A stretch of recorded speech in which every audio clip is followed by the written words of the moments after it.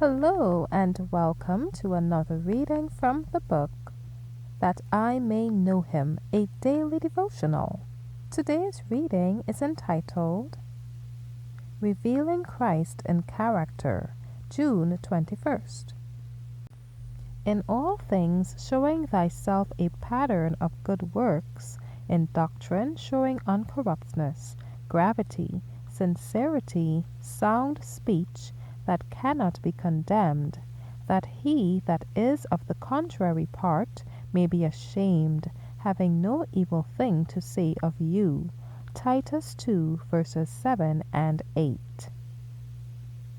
Let not anyone be afraid of going to extremes while he is a close student of the Word, humbling the soul at every step. Christ must dwell in him by faith. He, their exemplar, was self-possessed. He walked in humility. He had true dignity. He had patience. If we individually possess these traits, there will be no extremists. Christ never erred in his judgment of men and of truth. He was never deceived by appearances. He never raised a question but what was clearly appropriate. He never gave an answer but what was fitting and right to the point.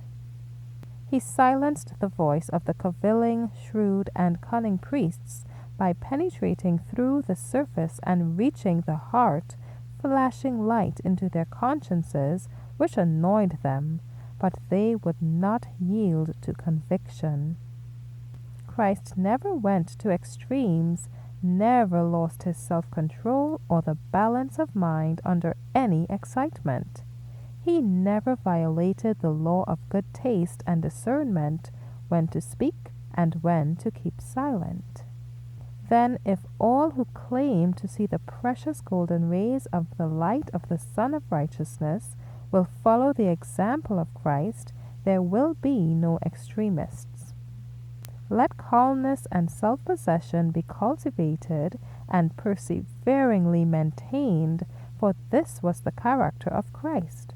We hear no noisy protestations of faith, nor do we see tremendous bodily contortions and exercises in the author of all truth. Remember, in him dwelt all the fullness of the Godhead bodily.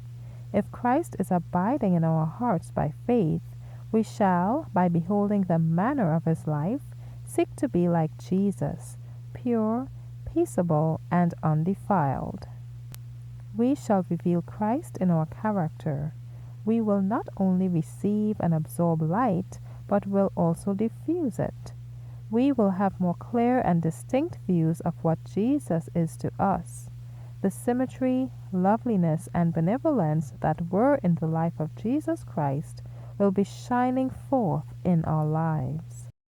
Thank you for listening today. Be sure to join me tomorrow for another reading from the book That I May Know Him. Be encouraged.